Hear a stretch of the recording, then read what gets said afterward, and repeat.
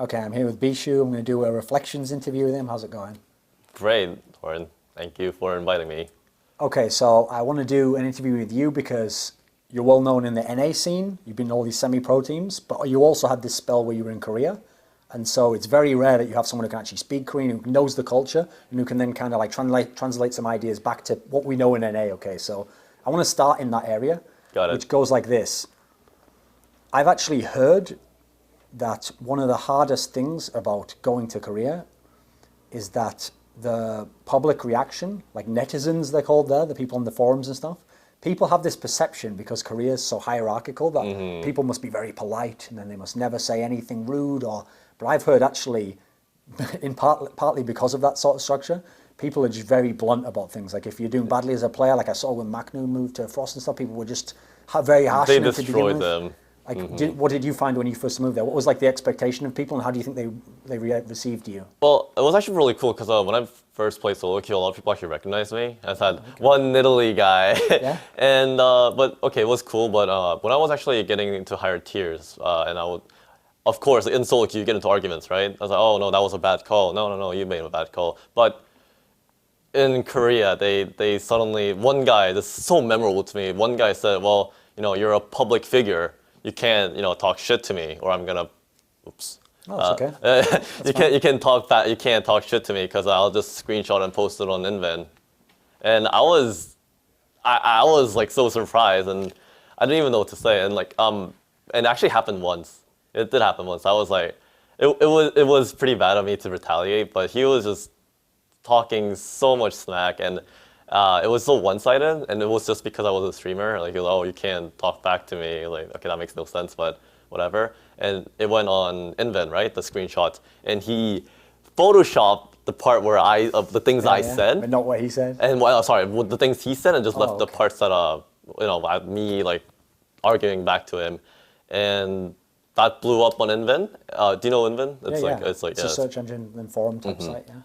And it blew up, and because that guy was apparently a streamer, a Korean Africa streamer, and I was like getting bashed, but luckily, I didn't even know about this. I didn't even know this was going on, and until I checked it, and few of my viewers actually screenshotted my VOD, and also posted a screenshot of that, and then it suddenly turned.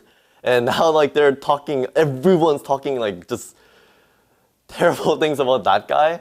How, like, he has such crappy fans, just defending him for no reason. And it was kind of sad to hear, because, like, the streamer didn't do anything. Like, I mean, he didn't tell his fans to, like, attack me or anything.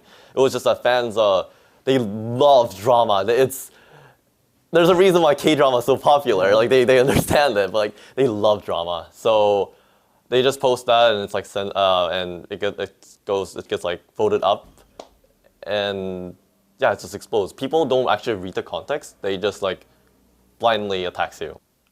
Okay, so actually, to set the tone of like your experience going to Korea, are you someone where you have really fluent Korean, like at home you have like perfect Korean? Are you someone where you only have like functional, like you can talk to your family a bit? Like when you went over there, was it fine to integrate yourself into the scene? Oh, it was completely fine. I played so many Korean online games and just like constantly talked to my Korean friends and my family. It was completely fine. I had no problems. It was pretty cool actually. I got into a Korean pro team with that. We were amateur back then, but they're in OGN now, Alien Arena. Yeah. Which is a little bit of a shame because they're playing with two tops right now because I'm not there. Yeah. But yeah, so it was great. It was great. And it was a really cool experience before because I've never experienced Korean solo queue. I've never experienced how they talked. Right? It's really concise and it's really efficient. I actually want to talk about that. Yeah, okay. It's a little short, but in English, in Korean, we say our what we want to say like right away. It's very short. It's like right there. Okay. Like it's like okay, say for example, I'm gonna go to mid, I'm gonna gank mid right now, and you're gonna drive him up, and I'm gonna cut him, and all that stuff. Like in Korean it says, 나 지금 자르러 간다, and it's so short. And I think it's another plus of having a speaking Korean. It's not that big, but it definitely helps. Oh, so in terms of actual communication, it's very succinct. And for those of you who actually watch the off the records, it's really concise, and how should I say it? They have a lot of respect. They have a lot of respect for each other. That's also another cool thing.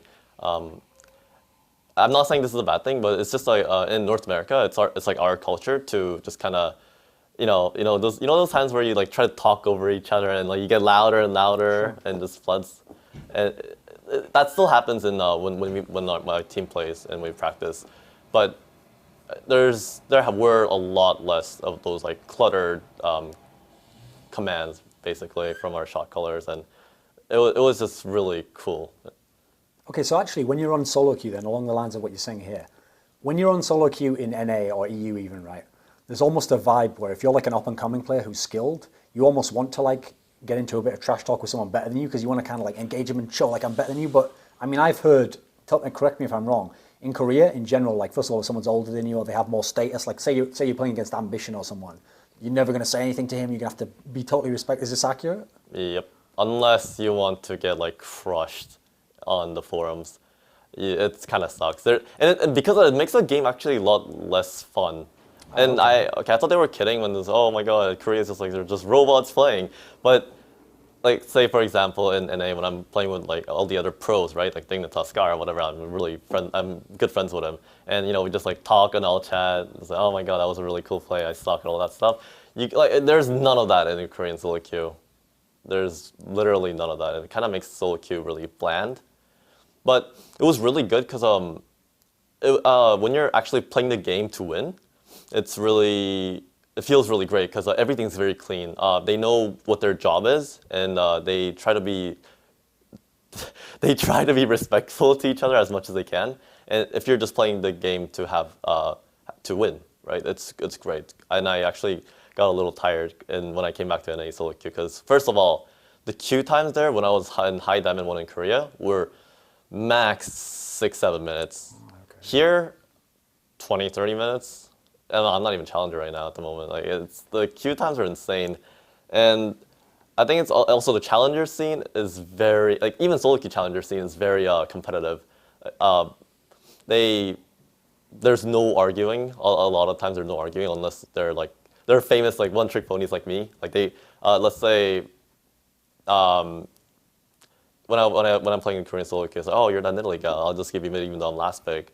Or like those things happen a lot because they want to win. They don't want to argue. Like that guy will play a role that they're not as good at just so we can like win and have a good time. NA actually is pretty selfish in that way. Like they just take their stuff and just have fun in solo queue and troll around. Of course, trolling is rampant in Korea as well. But when it gets to high elo game, the game is very entertaining.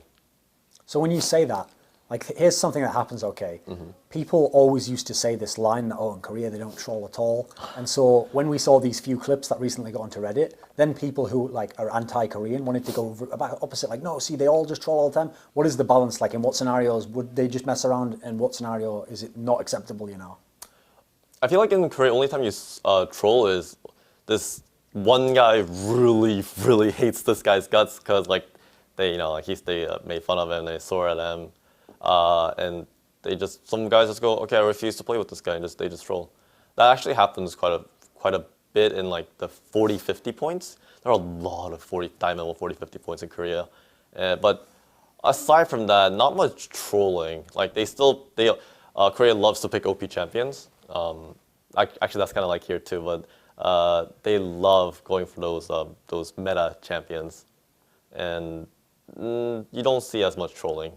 Again, which is why I said it's really fun to play in Korean high solo queue if you're playing to win. That's something else I heard as well, especially even from people who played in English language. So obviously the Koreans could only communicate with them a little. They said like if you play on the Korean ladder and you try anything that isn't like in the current meta, people just sort of tell you like you're an idiot, like what are you doing? Yeah. They're not open to it at all. Is this accurate? Yeah. Actually, if they know you're like a Chinese player, Taiwanese player, because like the ping isn't that bad, and like an American pro that has happened to be like in Korea, they were like, oh, Yankee go home. I actually heard this a lot when Dignitas and CLG went to Korea quite a bit ago. They were like, oh, Yankee go home. They spam that. Mm-hmm. Since you described it like they even knew like, oh, it's the Nidalee player. I mean, you were playing mid at the time, right? Mm-hmm. Okay, so That's what surprised me, because I think a lot of people in the West, they'd heard how hard solo queue was then, how hard it is to even get in a team, and so they thought, okay, well, Bischu has no chance of actually getting in a team. Yeah. How's he going to get in a team playing one champion, and it's not going to work. So how did you get into a team, and how did you actually get respect if you were playing one champion all the time? Actually, that's also another cool thing. In Korea, being a one-trick pony is actually a respected thing, unless you're trying to be a pro, of course. But there's actually there's an online TV station, TV station called Nice Game TV, and they actually call me, and I don't know how they got my number actually, but they call me and they were like, oh, we have this show called 장인어른, which are basically like basically one-trick ponies, but like in a really respectable way. It's like like they're the gosus basically of that champion, and they invite all these players who are good at one champion and just feature them. They talk to them over Skype to see like, why are you doing like this and why do you like this champion, and it's a really fun show to watch in my opinion. And I went on there, and a lot of people watched that one because a bunch of, I guess like a lot of people were interested because like he was this somewhat known NA guy, and oh my god, I really wanted to go on that show because before I went there, people like so many Koreans were saying, oh, Bishu's like, oh, he's only like Diamond 1 in NA, he's barely gonna get Plat 1. I actually hit Diamond 5 in 5 days. It was disgusting. I don't know why I did that, because I went to like the internet cafes like every day, just stayed there for 8 hours, but yeah, I really want to prove that I'm just more than that one trick pony from NA. Okay, so how did you do that then? Because like you yeah. said there, okay, in the West, it's not like you were like the top of solo queue in the West, and so we thought, Yeah. he's already good enough that he can go over and be good there. Most people thought for that same reason, like he won't be able to climb high because they're so good. I mean, I'll give you an example. When you mentioned some of the CLG players, some of the Dignitas players, I happen to know that some of them played solo queue and some of them could not even get good rankings, even though they're amazing pros at the time in the West. How did you do it? I feel like playing solo queue is all about consistency, just like constantly playing, and it is, and you get a little lucky. But of course, Nidalee was apparently the hidden broken champion, so I literally carried every game. It was amazing. I literally just carried every game, and I also played Zed back then, which also happened to be broken, but no one knew about it. So. Yeah, I guess I played actually, a lot of people talk bad things about that too, because he just played the OP champions, Jace, Nidalee, Oriana, Zed. Those 4 are the things I spam to get there, and it worked. Actually, in that show, the One Trick Pony show, Alienware director, the director from Team Alienware saw that, and it was like, oh, this guy has good mechanics, so he could probably learn other champions if he wanted to. Because honestly, I'm just playing Nidalee because I like him, right? I'm not. And it was a really good opportunity for me because actually a lot of. Okay, you'd be surprised how many teams actually just offered tryouts. Was it for a full spot or was it for a practice spot? Oh no, it was like they were all rebuilding back then, and they were just implementing the 6-man kind of thing, and so. KTA, when Magnan was there, SKT T2, the second team with Marin, Alienware, CTU, MVP Blue, and I think that's it. Like, surprisingly, a lot of teams approached me, which was also really flattering, because I thought I was just that, sorry, one trick pony, and I thought teams didn't like that, but they said, oh, Nidalee's hard champion to play. We know that, and you could honestly like just learn other champions without much trouble. So I did all the tryouts, and the only place that like accepted right away was Alienware, and like they had a really good gaming house, so that kind of went in there. But I'm obviously here right now. So why not stay? I mean, it sounds like you worked all this time. Almost no one else, because they don't speak Korean, would be able to go there and potentially get into a team, right? So why not just go for it? Yeah, a lot of people say that. Like, Korea is so amazing. Why don't you stay? Like, and this was like right after I say all these good things, and then I bring out the bad part. It's, you don't have a life. There's no, you can't do your hobbies. I mean, I guess we're all gamers, and I guess gaming is our hobby, but there is no other thing. You can't obviously date someone. Is that a big deal? Is that a big deal? To actually a lot of people, surprisingly. I don't care. no free time, or like you can't really, even if you have a gaming house, you can't really leave. And just like there are a lot of also bad, like those scammy amateur teams that really screw people over. Like there was a Monster Gaming. Have you heard about it? The elo Yeah. boosting ones. Yeah. There was actually like two more. I forget the name of, but like they just like use these kids to basically elo boost, make a team of elo boosters, and it's and then of course the netizens we talked about a little bit, but you're obviously going to search it up. Like if you go to some famous forums like Invent and you see your name, you're gonna click it, and you're gonna see the things they say about you. Unless you're a faker, it's pretty rough. Unless you're a faker, honestly. And I'm glad Faker's having a. Of course, he's like trying really hard, but I'm just really happy that he's like constantly praised the player. It's really cool to see.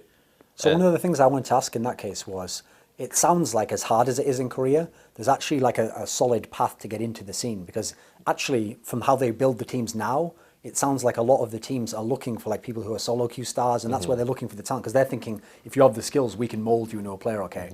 But then when I look at the NA scene, the confusing thing to me about NA has almost been that you can only really get into a top team if you actually win the respect of the players in that team. Like I noticed, CLG, TSM, they always used to say, like, listen, there's no talent out there in the NA scene, that's why we don't recruit these new players. And yet the whole time, the Cloud9 guys, the guys in Vulcan who were in MTWNA before then, even some of the people who were in like Legion and these teams, Team Dynamic, these are all the players now who are the up and coming, or now the top players. And the whole time they were sat there, they could have been recruited into CLG, these teams. Yeah. But it's like, unless you can prove to that one guy on the team, like, oh, I am actually better than you, or whatever, it's like, it seems like it's impossible to get in almost. Like, what do you think about the difference between the two? It's okay. It's kind of a. It's not like CLG's fault for like doing that though, because it is true. Like the NA solo queue is a lot different from the Korean solo queue, just because like people don't just don't try as hard. So it's really hard, and it's like, so because of that, it's inconsistent. Even if player A was really good, it might look bad because he's in like a team that happened to like not try as hard, so it just looks bad. And this player from team is like watching on the other team, and because of that, it just looks bad, right? And that's okay. Any pro team, any scene is a lot about connections. Korean team is as well, but it's a lot easier to prove yourself in Korean scene because you just have to play solo queue, and you eventually get recruited. A lot of teams approach you if you're in the high Diamond 1 challenger scene. Because let me give you an example, okay? I'll give you two examples. In the NA scene, the two players that don't make sense to me as to how they couldn't have been picked up by big teams is Wild Turtle, because most people will look at him now and go, okay, he got picked up by TSM, great. But he was around for easily over a year more. Yeah. He's obviously very mechanically skilled. That's exactly the sort of player in Korea you'd get a tryout, like a Shy, Flame, Faker. All these people come from nothing, but they get the shot in the big team and then they show everyone how amazing they are. Yeah. And another one recently is obviously Meteos, because he wasn't on any top pro teams until suddenly Cloud9 became good. Now he's supposedly like the best jungler. So why do you think these sorts of players can't break into the scene? Meanwhile, in Korea, like I'll give you those examples there, those guys go from nothing to being the best player in the world and the best team, There's also a thing with like the amateur teams. They're just not as, how should I say it? They're not as organized. So it's harder for them to have more like serious experience, and because like solo queue is obviously a little too hard, and just not having like an organized team just kind of kills all the opportunities they could have. And that was actually a pretty hard question. The infrastructure in Korea is really well done. So they just test all these people. They love testing people out. And actually, because the managers are really well connected in Korea, they go like, hey, this guy, we just tried this guy out, and like he's a really good player. Maybe you guys will look into him. And then because there are so many teams in Korea, they have a lot of chances. Look at the NA scene. There aren't that many known amateur teams that are like very professional. There compared to Korea at least, there are a lot of them, and they're just, and a lot of people aren't as dedicated, in my opinion. It's a little hard to say. Let me put it like this, okay? I've heard, because I used to follow Starcraft in Korea very closely, so I've heard it's similar to that, where basically, okay, you have the Kesper teams, we all know they make lots of money, they're up here, and then you have like the ESF teams, etc. Yeah. But actually, a lot of people don't know this, but even below there, there's a whole load of semi-pro teams who maybe it's like 15 people in one house and they get paid $50 or nothing. Some of them even pay to be on the team, you know? So it sounds like what happens is, on the top end, it looks glamorous, but it's almost like Hollywood if you could become an actor, okay? People go all in and they're willing to go out there on a bus ticket and just hope they make it and go out. Whereas in NA, it sounds like unless you're a high semi-pro and you get an offer from CLG or some big team, no one's going to go all in and really... What do you think? It's true. It's a little hard. It's the same thing with streaming, honestly. If you haven't been around and you have like a good reputation, you just don't have a good chance of making it big. It's just really hard.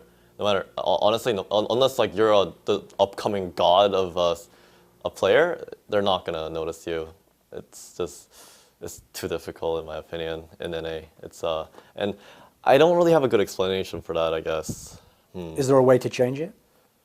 Unless honestly, unless a lot more and when I say a lot, like a lot more players are heavily investing into the game. So like 1,000 people? Sure, like we just need a lot more competitive solo queue scene and more organized teams, basically, and infrastructure. The managers in Korea, they all know each other so well. Like they go eat all the time, and they just like share information that obviously that doesn't harm them, and they're just so well connected that a lot of players, a lot of talents aren't just wasted. Okay, this will sound strange to people from the West, this question. But I've actually noticed, especially with the teams like SK Telecom 1 and MVP, etc., Right. that it's not just that their manager manages things. It's almost like their manager is so active in terms of what type of player we're going to get and even what strategy, like telling a star player, like, no, you're going to use this strategy, that they're the real managers. So there's a real structure in that sense. And as a result, you can recruit someone specifically for this one role you have. Whereas it sounds like in NA, that doesn't happen and maybe never will. That's actually very true. It's managers that are actually like the top. Of course, like players are really important too, but the managers say like who goes and who doesn't. Like who it's I actually didn't think about that. Yeah, managers here they're more of a support for the team, but they control everything in Korea. It's actually I think it's better in some ways. Of course, maybe that guy has like a bad personality, but players don't like him, but maybe they don't have a choice. Of course, the Korean managers will still consider that, but it's Korean managers that like have the final say. And yeah, I guess that's like the main difference from different from like teams in Korea and NA scene. Because that's a difference I've noticed just from talking to people, was that I've talked to a lot of NA pros, okay, some of them even on camera have told me like Vulcan told me they only practice with 3 teams in all of NA. Yeah. And I was like, what do you mean? You don't practice with semi-pros? No, we don't. They're not good enough. Okay, you don't practice with like Dignitat? No, we get the best practice from these 3 teams. Whereas from what I've heard in Korea, like the player doesn't even have any say in who they practice. They're like, okay, at 8 o'clock we're going to practice this team, and then 9. And because it's just the 2 managers deciding, they're not going to have like personal problems that'll stop it. Whereas we all know in the history, okay, of NACS, League of Legends, if at some point for some reason TSM doesn't like CLG, they're not going to practice them. And if Curse, one of their players, talks shit, you're not going to practice him. I mean, what do you think? Oh, yeah, the players don't have a say in that. Like even if you don't like it, you don't have a choice. You're just going to practice them because we need to practice. That's a really big difference, and it's really good because they get like so many different practice from different teams. Like they're more used to all these possible like comps, and I think that's really really good. Just players not having a say in that sense. Of course, as a player, I shouldn't say this because it's frustrating for us, but I think that's for the best. Just getting as much practice and from different teams without having a say. It can be both good and bad in my opinion, but skill-wise, it definitely helps because you're getting practice from different teams.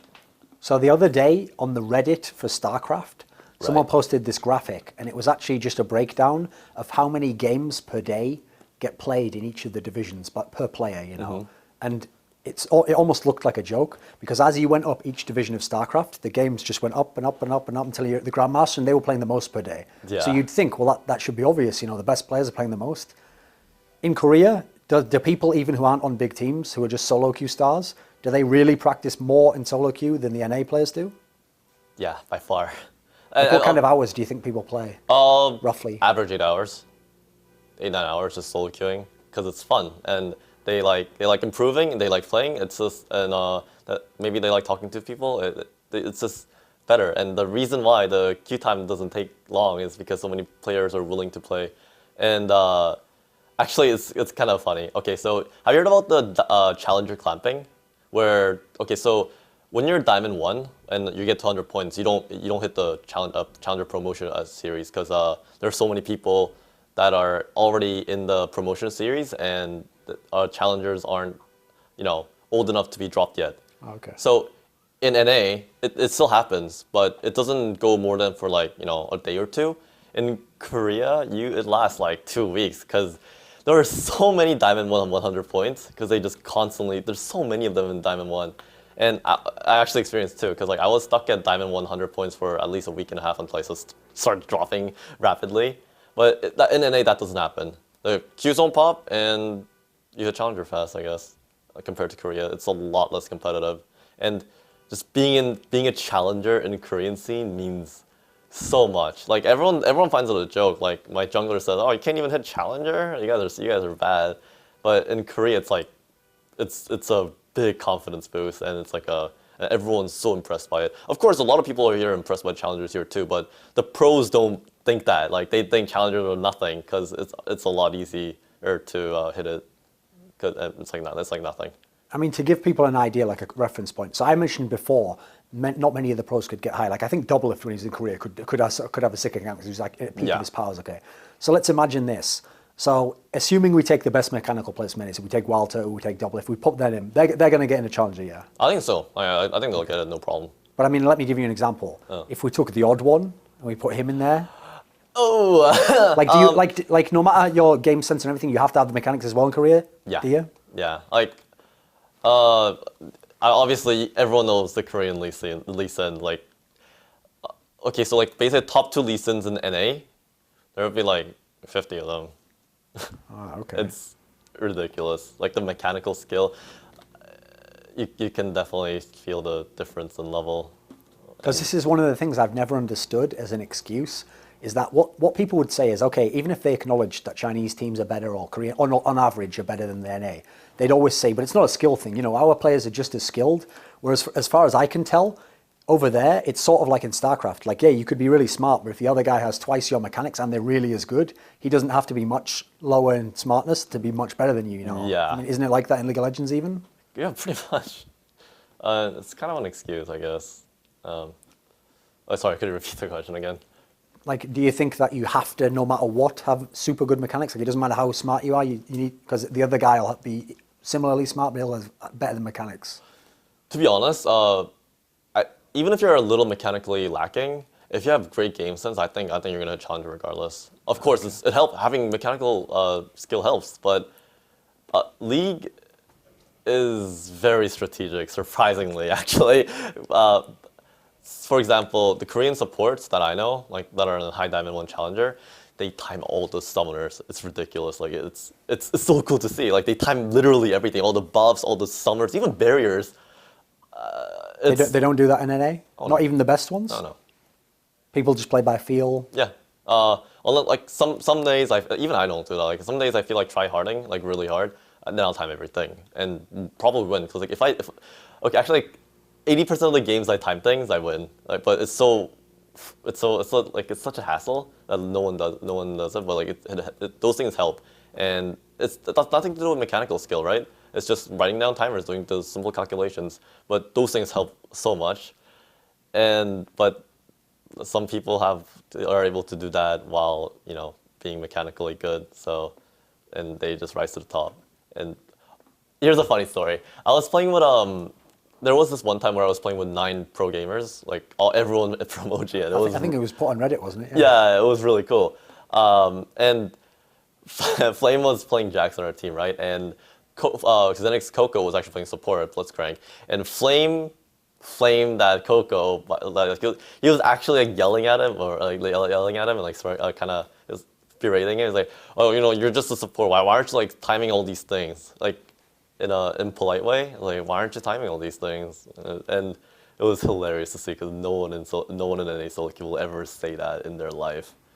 So that's something I wanted to ask then. You're saying you weren't into Challenger, you weren't at the absolute top, but with how competitive Challenger is, some of their players must have been dropping out, and there's so many good players there. So give us an idea. You mentioned Flame here. Did you really get to play with like all the top players? Did you get to play with like Mad Light, Faker? I did play with Mad Light once, but Faker is just, his MMR is just ridiculously high. I didn't see him, but I met most of the pro gamers, and they're really good. Were they a level above you? Yeah, it was actually, it was okay. It was sad, but it really encouraged me to play better because seeing all these players that are like so goddamn good just makes you want to play better. And I think that's also another reason why Korean solo queues a tier higher, because everyone's so good. There's no motivation in my opinion, because there's so much. It's so luck dependent in a solo queue. Like I've always thought a funny thing, because you can maybe tell me what this is. People in the West, because we only really get to see Koreans play in OGN, they'll watch OGN, and obviously, right, if Ambition is going up against Faker, it's impossible Ambition could look bad. But even when Ambition's in a slump, and I'm putting that in like inverted commas there, or Wei Zhao's in a slump, I always think like, we can't judge them too harshly if we're in the West, because if you put them in the West, even in their slump... he's going to be godlike. Yeah. Are they really that good? They're that good. They really are. Of course, it's not the same, because you won't have the same teammates, probably, and the communication is different, but the amount of effort they put in and the determination is just phenomenal. And I'm an aspiring pro player, obviously, and but they have some crazy determination to become and stay a pro. It's really amazing. So I mean, you're saying it's determination here and it's hard work. When you played the people who really were a level above you, was there any part of you thought like, oh, I could just never be that good, like they're born with something I'm not? Do you think it's really just like their mindset? What do you think? Actually not really, because maybe this could sound like an excuse, but I really didn't think so, because they're pro gamers in Korea. They were training for hours and hours, and they're used to like these kind of solo queue games, and I could do this. I could. It shouldn't be that hard. I could, if I spent that much time, because I was in school until then. I just graduated out of high school, and so I was like, if I took some time off and tried that hard and have the determination, I think I could do it. Okay, so here's the way I'll describe this question for you. Okay, it'll sound like a weird setup. So most people are going to think to themselves, people joke and say like Koreans are like the master race in gaming or whatever. Yeah. Or people will just say, no, it's something cultural. So what I want to know is, what is your theory on why they're like that? Because listen, genetically you're Korean, so you should be able to go there and do the same. But you were telling us before, like sometimes you don't feel like try-harding. That's like the American culture. So what is it? What do you think it is? Is it all cultural that makes them just so hardcore? I believe so. And just also, it's like a lot of players there are like in a do or die situation, because they gotta go to the army. Like they need to either make it or go to the army. They don't really have a choice. It's their choices are very, very more limited. It's so I guess that's actually another reason why they try hard so much, because it's literally do or die for them. Wasting 2 years in the army is huge. Sorry. Is that it? Yeah. Okay, so one of the things that makes me a bit mad when people who are from the West try to look at the Korean scene is there's this new trend, which is that whenever someone turns out to be really good on solo queue, you've seen it with Marin, it's like, oh, he's the new Faker of top lane. And I'm like, Faker's like a once-in-a-lifetime top player now. But is it true? Because like I mentioned before, Shy, Flame, these players came from nowhere, from solo queue into the best team, best in the world in like 3 months or something ridiculous, Are there really that many players out there who could do that? Or are these once-in-a-lifetime players? What do you think? Faker's a god. It's just, you're right, it's a once-in-a-lifetime thing. They're not just going to appear. What sets him apart? What's he so good at? His game sense, his prediction, his mechanics, his coordination and synergy with the team is just freaking amazing. And mostly his game sense, of course mechanics too, but his game sense is ridiculous. Like he just plans 2 steps ahead of everyone. Even in solo queue, like high tier solo queue, he's just outplaying everyone. You see videos on Reddit. Yeah, he's just completely outplaying them. It's not an easy thing to do, no matter how good of a solo queue Korean solo queue player you are. He's just amazing at this game. Okay, so people always say, who are like, you know, because of the season with the World Championship, there's like an anti-Korean sentiment to some degree on Reddit. Okay, they want to believe like, no, they're not the best. Like you guys are hyping them too much.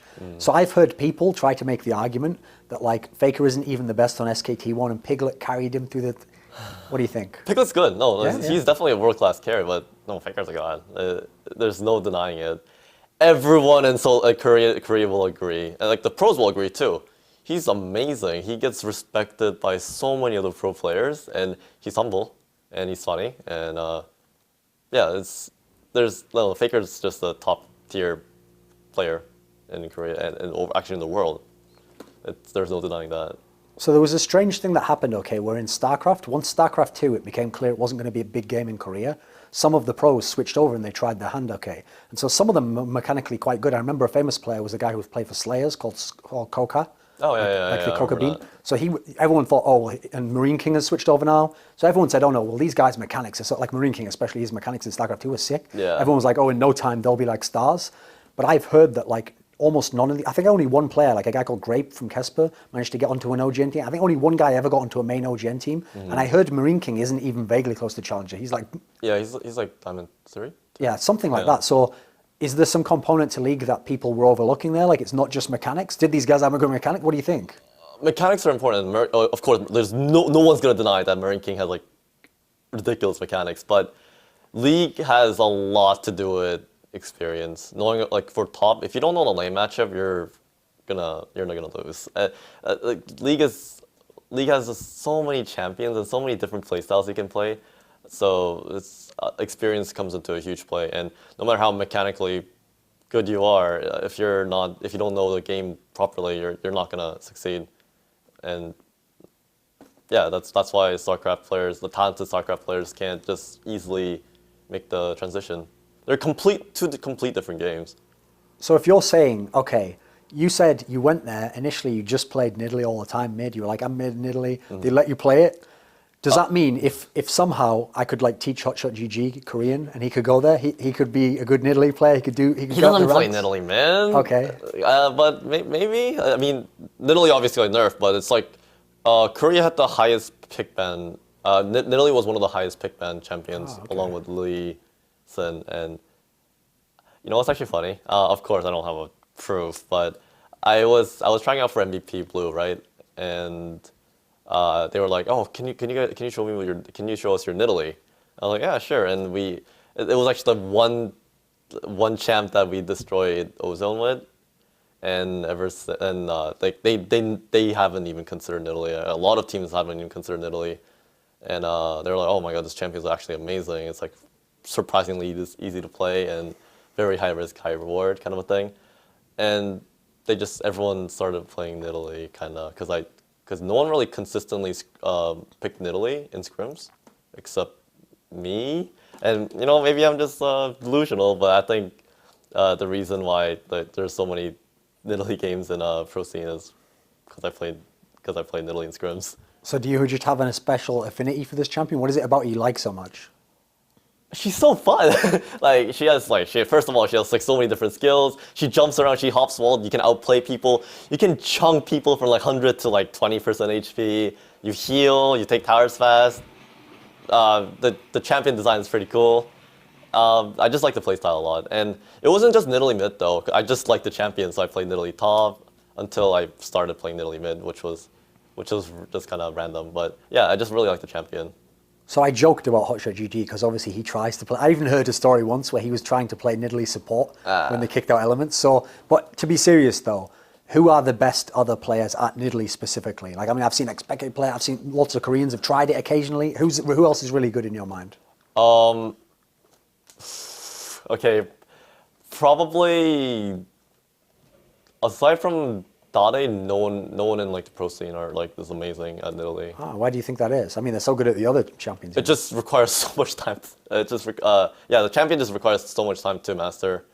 There's so many little things that you can learn about the champion. Of using your traps to make your traps spears land, going over the wall, all that stuff. So I feel like, and because she's such a high risk, high reward champion, if you don't know how to play her properly, you're not gonna do well. But I mean, a lot of people obviously did well, but they just can't use her like to her full potential. I think Nidalee's pretty good though. So since you're a mid player, when everyone talks about Europe, obviously they mention the mids, okay. But I always think something that maybe gets a bit overlooked is that because the teams are so mid-centric, even in how they created and which jungler they use, and he's always mid. Yeah. It's like if you're a good mid player, you're going to look even better. And if you're a really good mid, like if you're Froggen or something, you have the right setup, you can look like God, you know. So what I want to know is Europe especially good at mid? Or, for example, does Korea have just as many good mid players, but we don't see because their teams are more balanced? What do you think? No, honestly, I just think European teams have a lot of good mid talents, in my opinion. Obviously, Froggen's like another player I really look up to, and I think it's just mainly having just more players that are good at mid. I think. So okay then, Yeah. compare Froggen and Faker.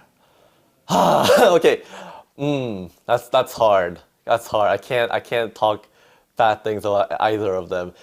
They're both really innovative. They're both pretty mechanically experienced, and they have great game sense. But if anything, maybe Froggen didn't have a right. Maybe Froggen didn't have a team. I mean, sorry, maybe Faker didn't have a team that kind of held him back. Ah, okay, yeah. I should have said that. So never mind.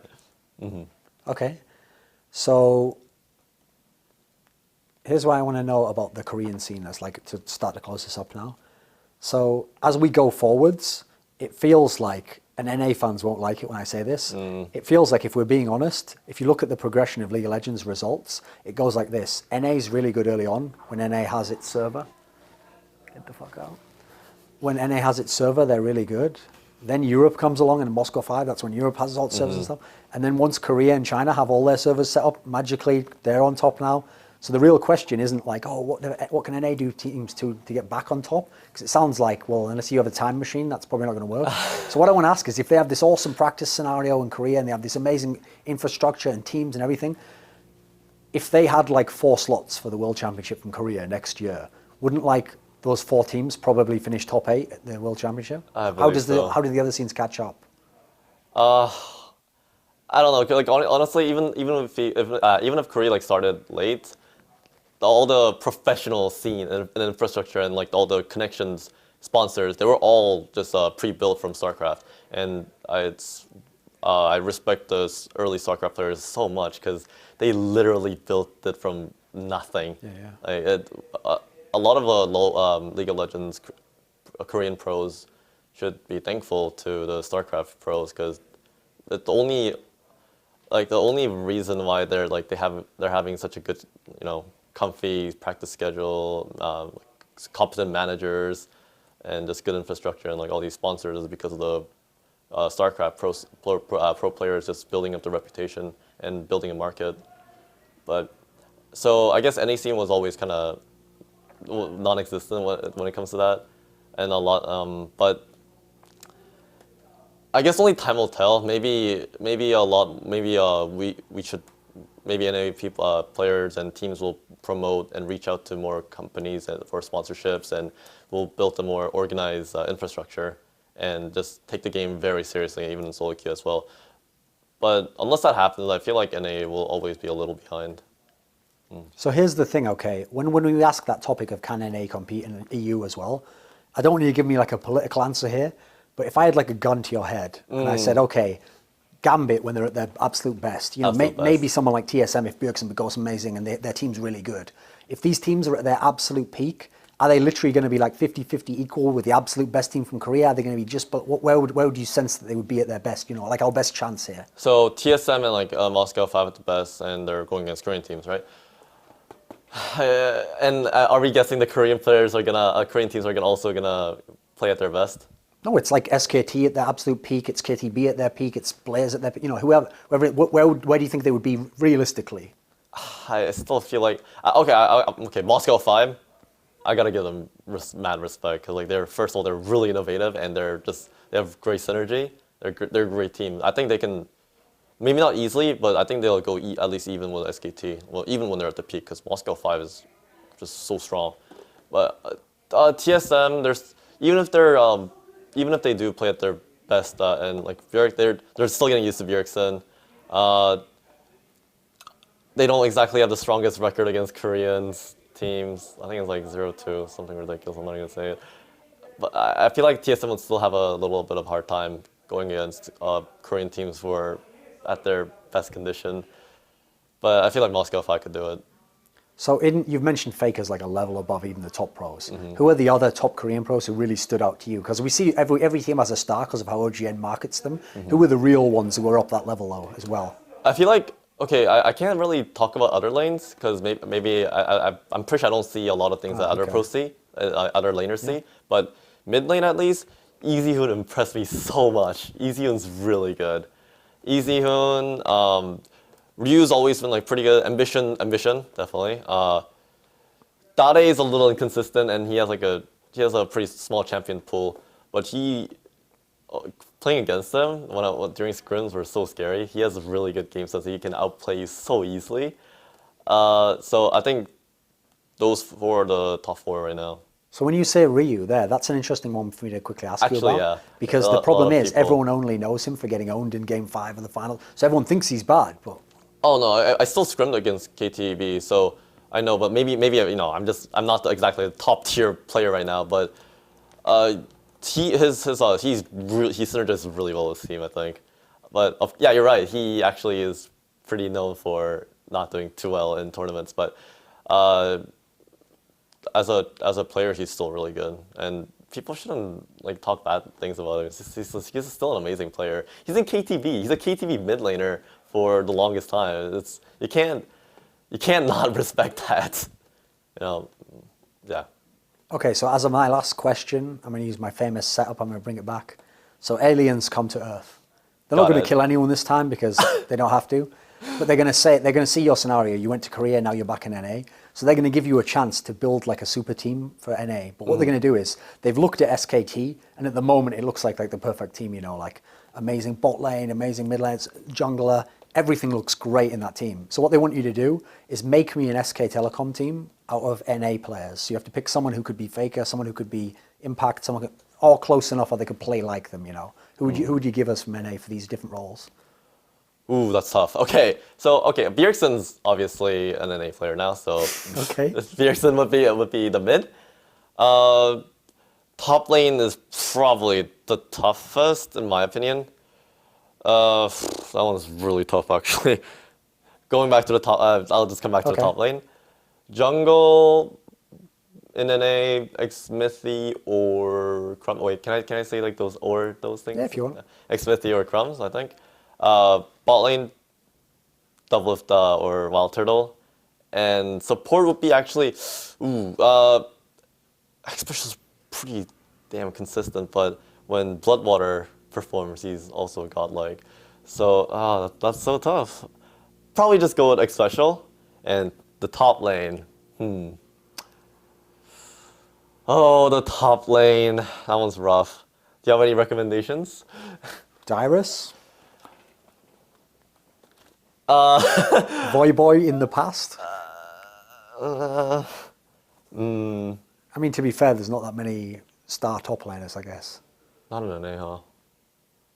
I mean, top laners are honestly good. Top laners are hard to find in the first place because I think it's one of the hardest lanes. It's like the most brutal if it goes wrong, Yeah. I guess Dyrus. He has the most experience and a lot of experience. Yeah, he has a lot of experience and he shines when he shines. So I guess I would go with Dyrus. Okay, to wrap this up, do you have anyone you want to thank or say hello to? Okay. I want to say huge thanks to my parents because they were completely fine with me pursuing pro gaming and taking a year off college, which is quite rare. I'm just gonna let you guys know. And because they're Asian. Yeah. Okay. Yeah, and all my friends who rooted on for me, and and then who were really happy that I got to this point, and of course my teammates who are just incredible.